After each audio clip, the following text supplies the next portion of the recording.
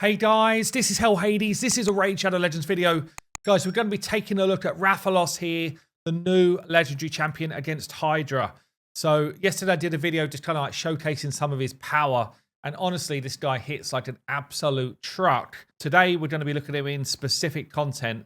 And I've kept him in a similar build to yesterday, but I've put him with speed boots on instead of attack percent boots. So we kind of picked his speed up to a more normal couple of hundred speed. Good attack, 5.7k, 279 crit damage. And I've left the masteries as they were. But again, don't know if that's really the best thing to do because you do get 100% ignore defense on the A2 against a boss. You don't get it, though, on the other skills. So I've got Helm Smasher on because maybe I'm just going to change it up, actually, for this. So I'm thinking you're going to get more damage if you either just go with Flawless Execution and hit harder, or I think War Master is probably the general better like damage dealing mastery that you're going to have. You don't really need any of the support tree because you don't need accuracy. So the only reason you take support tree is if you wanted more health, if you wanted cycle of magic. That's pretty much it. Or maybe, I guess, yeah, I think that's probably it. So really it's got to be offense and defense with this guy. And the more counterattacks you do, the more you cycle back round to your big hit.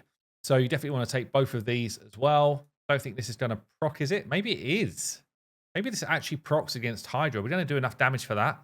Might do. I'm going to take it just in case. So he's in lethal gear, which gives me my ignore defense on my main abilities. And then it doesn't really need lethal gear or savage gear, though, for the A2 kind of crazy damage. Maxed out crit rate. The main thing that we're trying to get away here is more damage against enemies under burn. Yeah. And then every fifth skill, he does 200% damage. Ideally, that lands when you do your A2, and it's the AoE version, the second hit. Because it's 100% true damage, ignoring all defense, and it's an AoE hit, and you're getting 50% more damage, and it's 200% more damage. It's like the multiplying amounts of more damage against bosses here can get insane. It gives you drop defense without accuracy, so no accuracy required in his build. And he's giving himself buffs. So what I'm thinking here, I've already hit a couple of the different levels of Hydra this week. So all I've got left for me with my key is Brutal. And I'm thinking this team. So we've got, is this my team? No, changed it up. This team. So basically what we've got here is Uko giving me the ability to strip buffs off if it goes wrong. Also giving me a decreased attack. And then a revive if we need it. Artak is going to be my burner in this comp. It's probably not the best one to pair up with Blade Master because we want burns on all the time. And Artak does eat burns away. So, but I have used my other good burners really already. So Artak's in the mix. Obviously Blade Master. Mithrala's given us Hex, which means that we'll be able to spread even more damage around. And she's also given us Strengthen and Shield. Uko's giving me my drop defense and block buffs. Plus a little leech and a heal. And then Morley is giving me my provoke. So we're trying to cycle around that provoke all the time, meaning that we don't get the heads cleansed off. So this is going to be brutal. Just curious to see really what sort of level of damage we do. Burns are out there already.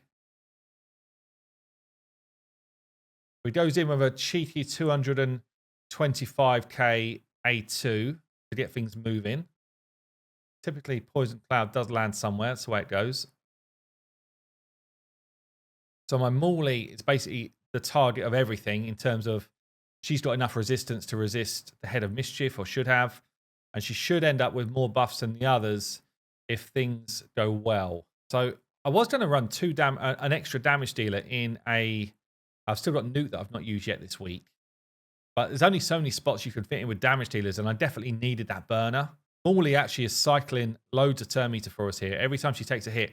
There was an AoE 160 odd K across the board. Already doing good work, honestly. That's without the consistent burn out there.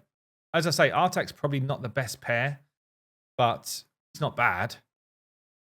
And he's definitely one that most of us will have. Like, if I think about this team, it's relatively achievable as a team. You know, in terms of a Mithrala, an Ugo, Artak, the new guy. It's only Mighty Uko, who again was a fusion, and Morley, who again was a fusion but a long time ago now, that perhaps people might not have. So I think what I'm going to do, he has been eaten alive, which is a bit nasty. Once he comes back out, he's basically going to be the guy that can free most of our squad when they do get eaten. Burns will help. I'm actually wondering if I've got enough healing in the team. My only solid heal really is Uko with her A3.